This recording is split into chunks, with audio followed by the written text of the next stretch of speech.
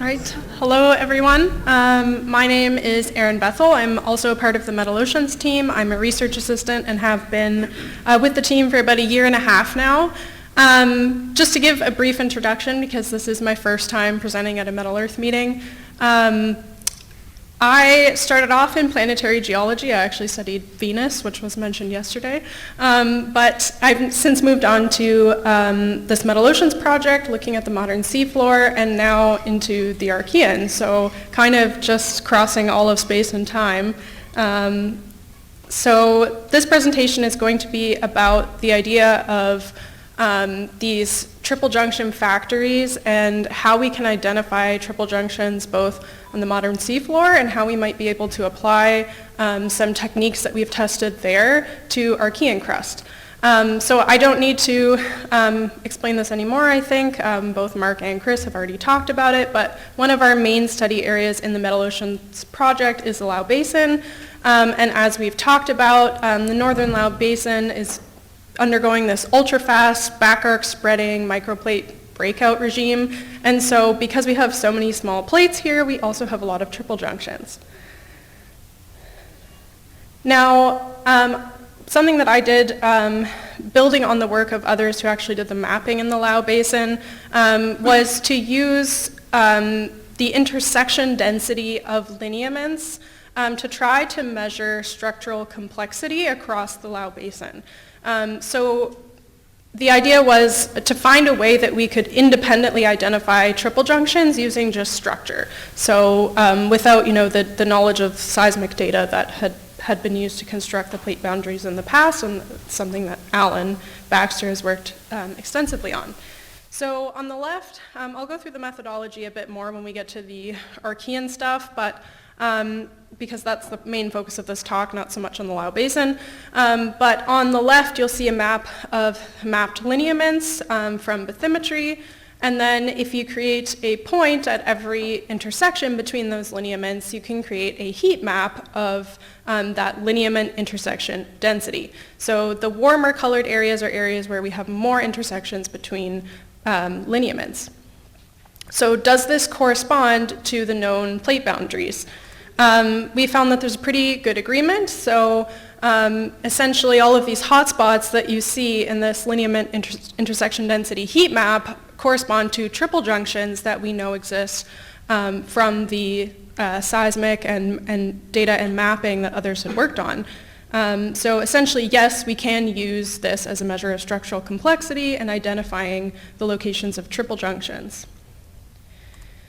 So that's great when we're talking about the Lau Basin, where we have relatively thin crust, but if we're talking about these microplate regimes, does this apply to areas where we have thicker crust? So one area that I've been looking at recently is Iceland, and I have a bachelor's student working on triple junction architecture in Iceland right now. But basically the answer is yes, you can also get these microplate regimes in areas of thickened crust. So Iceland, because it's along the mid-Atlantic ridge, but it's also sitting directly above the Iceland plume, has magmatically thickened crust up to 40 kilometers. And we still see the formation of microplates in this area because we have that interaction between the spreading ridge and a mantle plume. We've actually had a rift jump, so naturally that creates microplates. So we have these different spreading centers that are bounded by transform faults.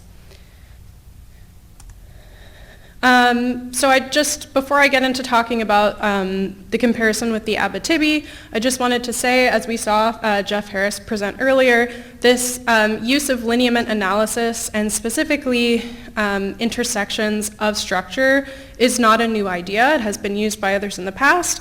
So these are a couple of examples of studies that have incorporated this kind of idea of structural complexity. So Jeff Harris has worked on that. With the mineral prospectivity modeling, and then Becky Monsian has also incorporated the idea of structural complexity using bedding measurements and property called variance in lineaments and structural measurements. The difference here is that we're trying to use this to reconstruct tectonics and try to understand where microplate boundaries could be or where triple junctions could be, rather than the deposit-focused approach. So this is a map, I'm sure we're all familiar with it, of the Abitibi with mapped faults from the provincial surveys. So if you just create a point where you have every fault intersection, you get this, and then you can create a heat map of that, the intersection density of those faults. So that's what this is. Now the problem here, if we just go back to the map of the faults, is that the scale of mapping is understandably higher within the deposit districts. So how do we address that problem? Because it kind of creates a bias when we're looking for areas of more structural complexity. If those happen to coincide with where the deposits are, that creates a problem. So we chose to deal with this by applying the same approach that we use on the seafloor. So I've been doing some remote predictive mapping using digital elevation models. The Canadian digital elevation model, which has a resolution of 30 meters per pixel, and some higher resolution DEM data down to a resolution of 2 meters per pixel. But the takeaway is that this mapping is being done at a consistent scale across the entire Abitibi. So that is the key factor. And so here are some examples of this lineament RPM. So this example is from the Noranda district, which everyone would be familiar with. So I've just superimposed the lineaments that I have mapped on top of the lithologies. And on the right, you can see the hill-shaded DEM that I'm using to map. So just to compare this with the known faults from the surveys, what I think it shows nicely is that you do see these known structures related to important faults that have been recognized in this district. So you can see the Hunter Creek fault. You can see that in the data here. Obviously the major deformation zone, so the Cadillac Larder Lake Break, the Porcupine Duster here, the Parfuru here, as well as other lineaments of similar trend. I am referring to these as lineaments because, of course, from a remote mapping perspective, we can't confirm that every single one of these is a fault, so what we're really mapping is structural fabric. So another example from the Swayze. Again, these are the lineaments mapped via RPM at a scale of 1 to 250,000 with the hillshade on the right. And then comparing that to the mapped faults from the surveys. Again, it's just to show that we can see fabrics that correspond to these known deformation zones, so the rideout down here and the Porcupine Duster here, as well as what have mainly been interpreted as late north-northwest trending faults. So here's the map of lineaments mapped via RPM so far.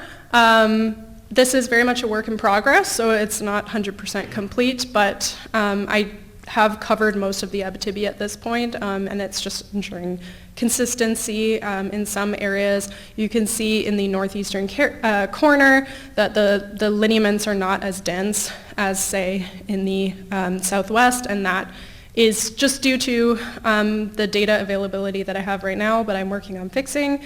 But thankfully, and I'll show this in a couple of slides, the fault mapping is very good in this area. So we can still use this to show kind of a preliminary result of this analysis. So following the same procedure for the faults mapped by the provincial surveys, we can create a point at every intersection between lineaments and then turn that into a heat map of intersection density.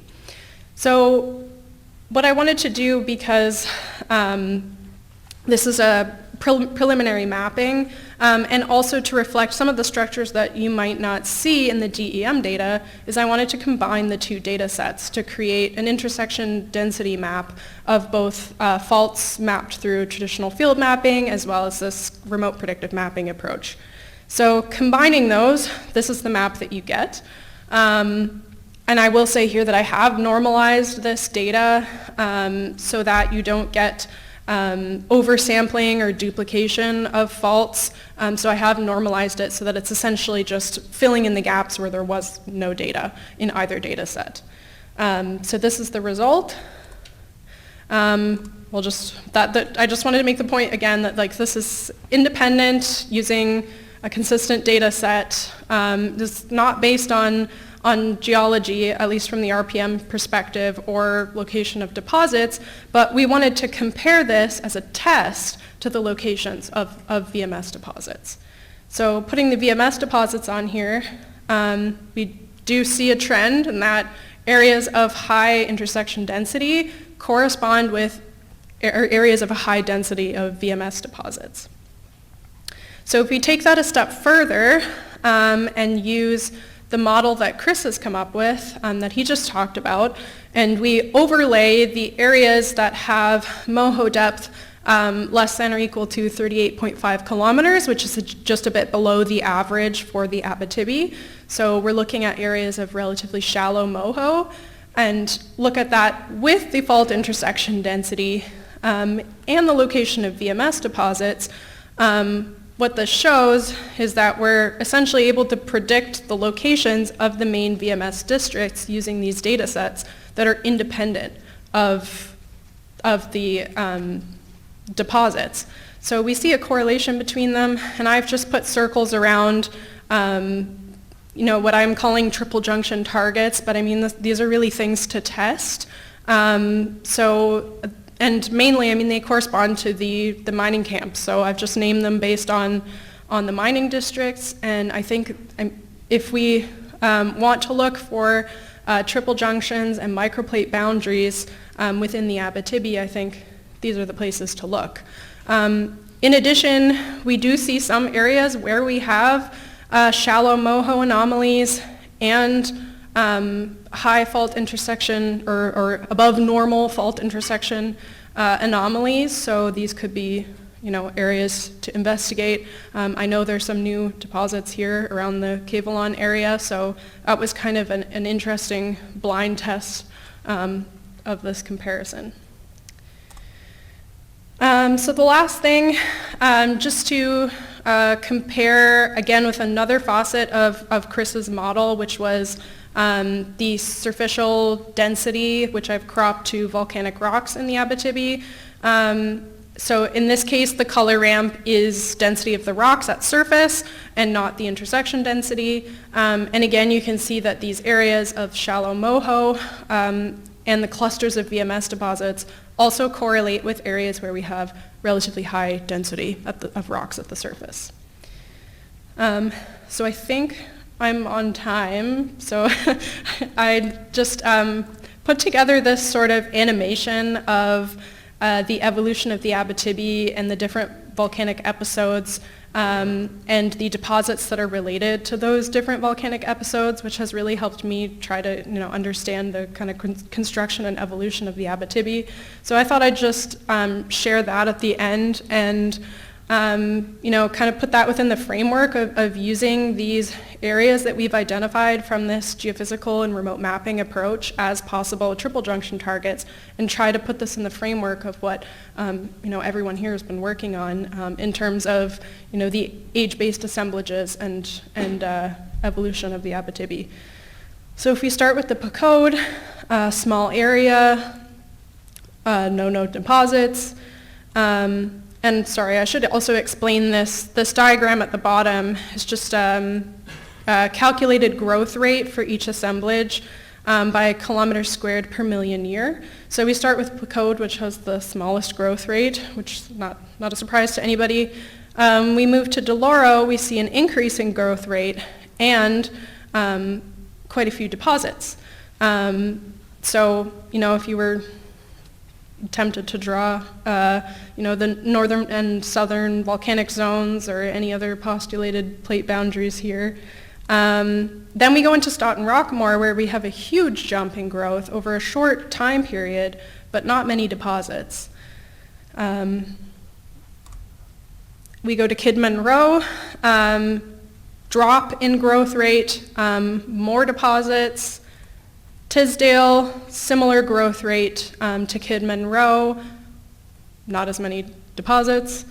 And then, of course, ending with the Blake River assemblage, where we have many deposits and a small drop-off in growth rate. So I'll just leave that there as a summary. People can think about what I presented and kind of tie it into this, construction story of the Abitibi. So thank you. That's all I have.